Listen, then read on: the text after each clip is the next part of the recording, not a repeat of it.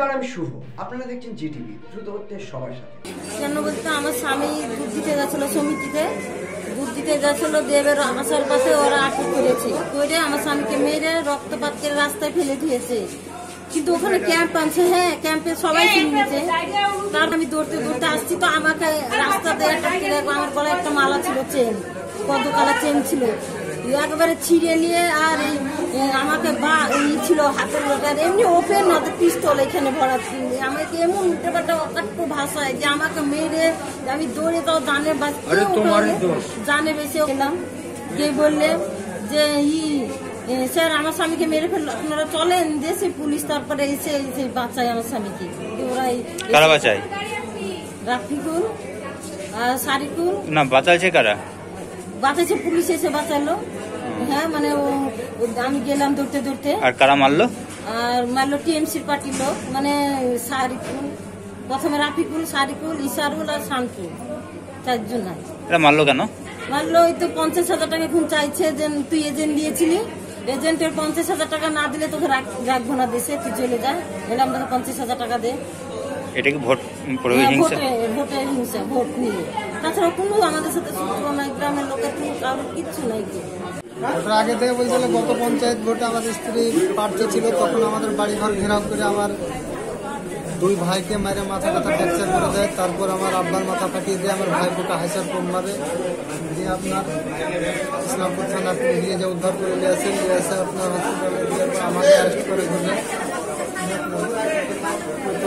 তখন থেকে শাসন বন্ধ। আপনাকে মারলো? আপনার স্ত্রীকে মারলো কেন? আমার স্ত্রী ভোটে দাঁড়াচ্ছিল, আমার স্ত্রী এজেন্ট ছিল, আমার স্বামী স্ত্রীতে এজেন্ট থাকে। কি কি দিয়ে মেরেছে? রাফিকুল শেখ, জ্যাকেটের নাম হচ্ছে পাখি, বাপের নাম হচ্ছে আতার মন্ডল, সারিকুল ইসলাম, আর লোক ছিল অনেক, ঘিরে ছিল সব। আমার স্ত্রীকে পরের রাউন্ডে মেরেছে, আমাকে মেরে ফেলে দিয়েছিল। তারপর শুনতে হয় ও ছুটে আসছিল, দিয়ে ওই তো ওকে ঘিরে মেরেছে। ওকে কে মেরেছে আমি বলতে পারবো না, কিন্তু আমাকে মেরেছে। কবে মেরেছে? আজকে আপনার সকাল 6:30 7টা। কোথায় যাচ্ছিলেন?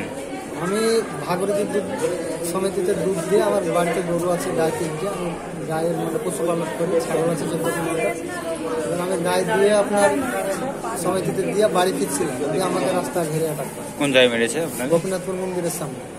তো বিধানসভাতে ওরা জবরদখল করে ভোট করেছিল এবং প্রচুর লিড দিয়েছিল। এবারে আমাদের ওই যুব কংগ্রেসের সভাপতি মাসাদুল ইসলাম, তার বউ মাফরুজা বিবি, সে প্রতিবারই এজেন্ট থাকে, এবারে এজেন্ট ছিল এবং তুলনামূলকভাবে আমাদের ওই বুথে এবার রেজাল্ট ভালো হয়েছে।